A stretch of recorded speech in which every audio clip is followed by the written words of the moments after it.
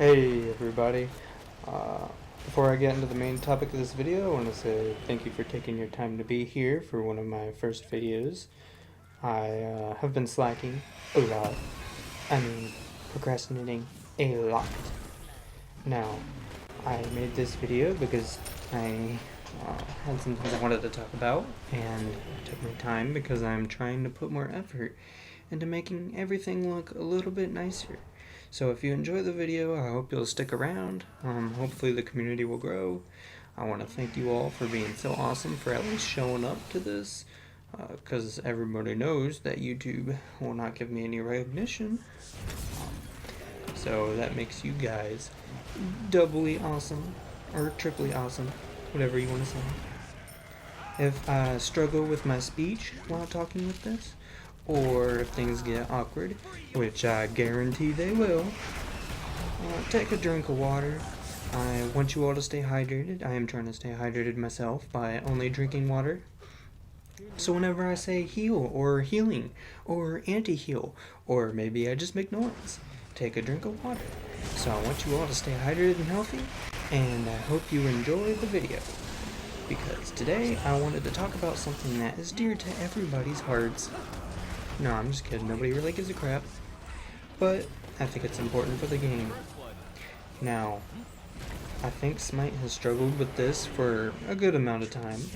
So I want to discuss with you all about healing and the role of anti-heal in Smite.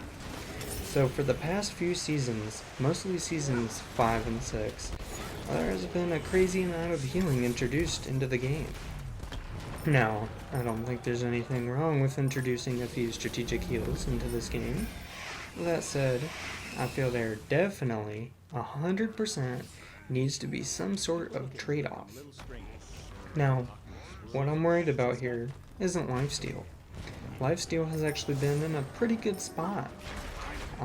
According to my personal experience, I'm sure you all love lifesteals. I'm looking at you, ADCs.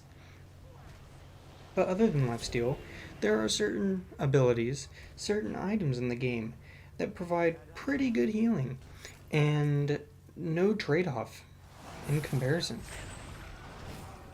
And, okay, every game has issues like that, right? And Smite has been like this forever, so maybe it's fine. Well, recently there has been so much healing introduced into the game that I think we are starting to hit, extremes. So let's take a look at some of these healing abilities, healing items, and anti-heal options, and, trade-offs. So, excluding the basic lifesteal items in the game, let's look at the items that provide a way to heal yourself or your team.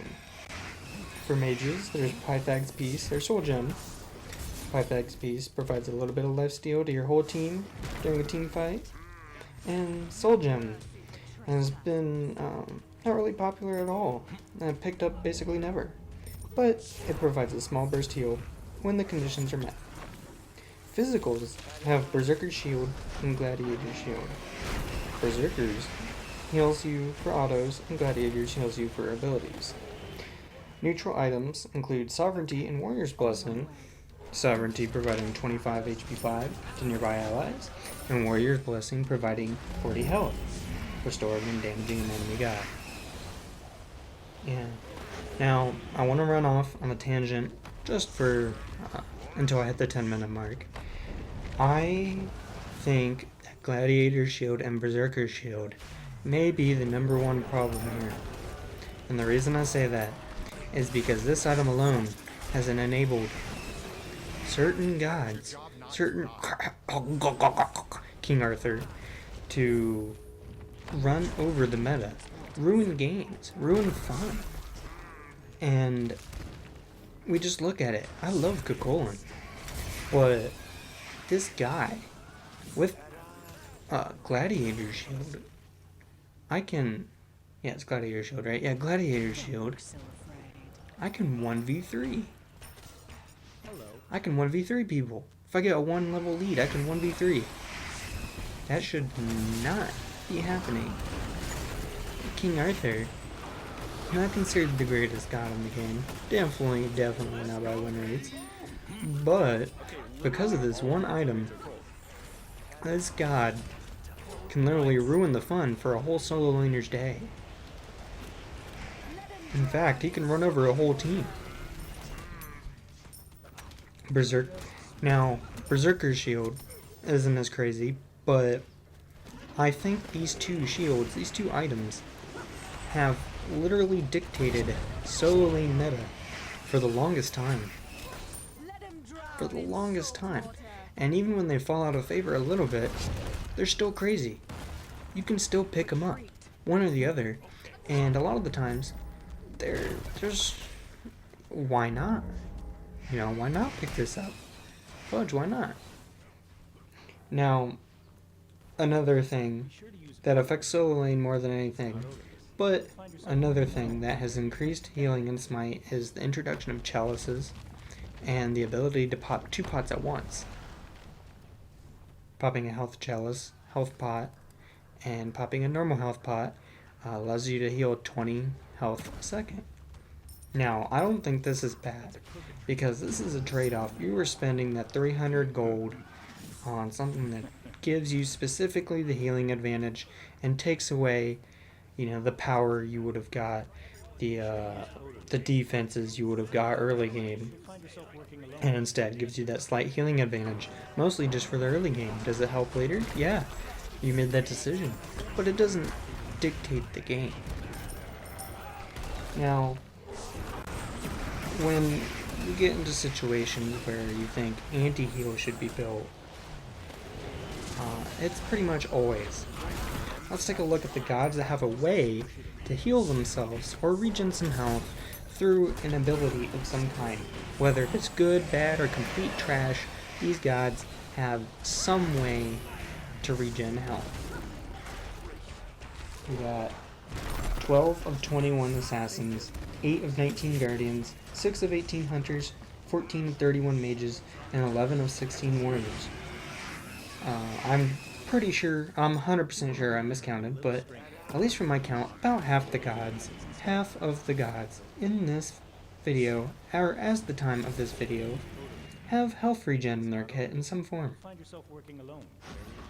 Half the roster, and you think, wow, anti-heal counters in some way. Half the roster. Half of the characters in this game. Wow. 15 of the 51, or 15 of the gods, have a way to heal teammates, excluding items. Now, 15 team healers out of the roster of over 100, that's fine with me. You know, that doesn't seem so bad. But if we look at anti-heal, physicals have Brawler's Beat Stick and Toxic Blade. Magicals have Divine Ruin.